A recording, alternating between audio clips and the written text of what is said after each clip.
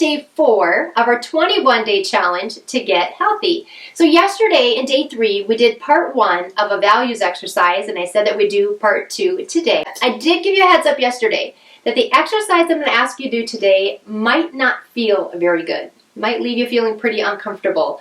But I also let you know that it was really transformative and super helpful. I'm going to explain that as we go on here today. So I do thank you for showing up again and spending your time with me. I'm super excited for this challenge to help a bunch of people. My name is Berta Lippert. I'm a Mayo Clinic trained and board certified health and wellness specialist. Where I specialize is behavior change. The program that I was in at Mayo Clinic, you guys, we studied neuroscience and neurobiology and positive psychology, numerous different behavior change theories and models and frameworks. One in particular is a counseling method that's used for individuals who are struggling with addiction and dependency issues, and it really enhances their motivation to change and kind of leading them through that process. And that is today's inspiration for part 2 of this values exercise that I am asking you to do today. It's something that I found really successful that I learned in that piece of my program. And what it is this, you guys.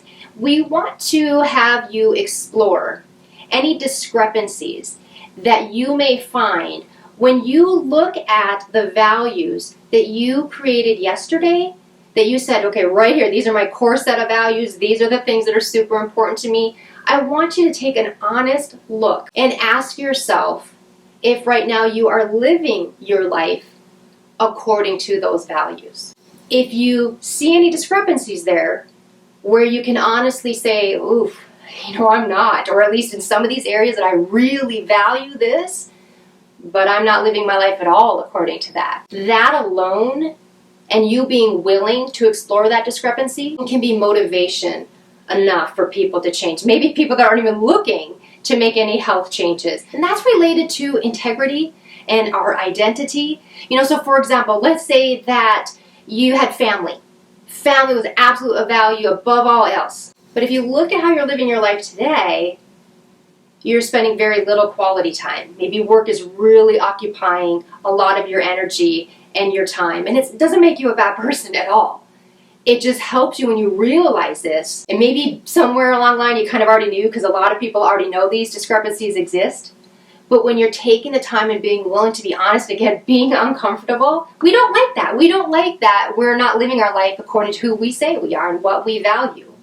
And that's not uncommon, you guys. So I don't say that to try to make you feel bad at all. I just want to help you be willing to kind of sit in a space right now that may not feel the best, because when you're being honest with yourself and you notice these discrepancies, it just doesn't feel good. It goes to our integrity and to our identity of who we know we are as a person. If we say we value family, but then when we look a hard look at it, we're not putting family first, or spending enough time that we would like according to our values, what that looks like, or your career, or your health. That's one that we neglect, right? People will say, and that's what this whole challenge is about, but people will say that they value health, but their behavior says otherwise.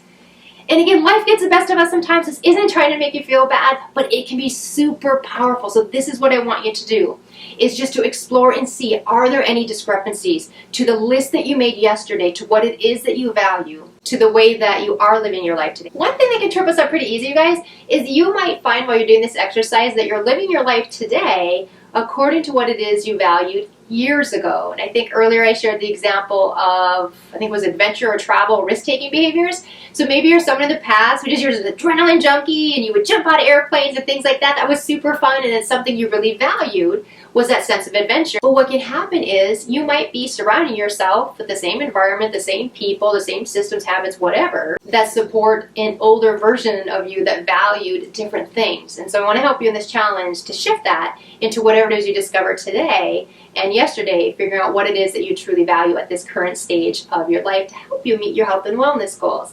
So that is it for day 4.